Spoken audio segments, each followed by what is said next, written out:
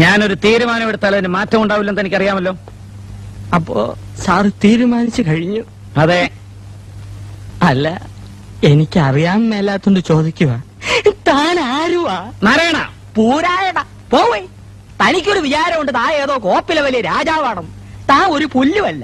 1-2 ദിവസം ലണ്ടനിൽ പോയി ഏതോ ഒരു ഓന്തൻ റിച്ചാർഡ് സാഹിബിന് അരിവെച്ച് കൊടുത്ത് കിട്ടിയ കാശ് കൊണ്ട് ഒരു പഴയ കൊട്ടാരം വാങ്ങി അവിടെ ഒരു ആശുപത്രിയും തുടങ്ങി അവിടെ പ്രാന്തമാരെ പട്ടാളത്തിട്ട പഠിപ്പിക്കുന്ന ഒരു വിവരം കെട്ട പന്ന റാസ്കലല്ലേ താൻ. തന്നെ ഞാൻ 10 പറയണമെന്ന് വിചാരിക്കാൻ തുടങ്ങിയിട്ട് കാലം കുറയായി. താനൊക്കെ മറ്റേ ചിട്ടയുടെ ആളല്ലേ, മിലിറ്ററി. പക്ഷേ ഞങ്ങള് ജോലിക്കാരെ ചിട്ട പഠിപ്പിക്കുന്നതിന് മുമ്പ് താൻ തന്റെ മോളെ നിലയ്ക്ക് നിർത്തണം.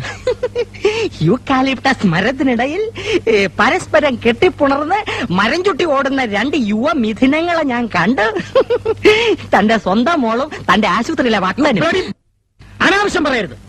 അവരുടെ ആവശ്യം തനിക്ക് അനാവശ്യമായിരിക്കും. ഞാൻ കണ്ടതേ പറഞ്ഞുള്ളൂ. തന്നോട് മാത്രമല്ല ഈ നാട്ടിലുള്ള എല്ലാവരോടും ഞാൻ പറയുകയും ചെയ്യും. ഇനി ഒരു മൈക്കും ഒരു സൈക്കിളും എടുത്തോണ്ട് ഞാൻ ഇറങ്ങാൻ പോവാ. രവീന്ദ്ര, തന്നെയും തന്റെ മോളെയും ഈ നാട്ടിൽ ഈ നാരായണൻ നാറ്റിച്ചില്ലെങ്കിൽ തന്റെ പേര് തന്റെ പട്ടിക്ക് താനിട്ടോ. അറിയോ? പോട്ടെ സാർ.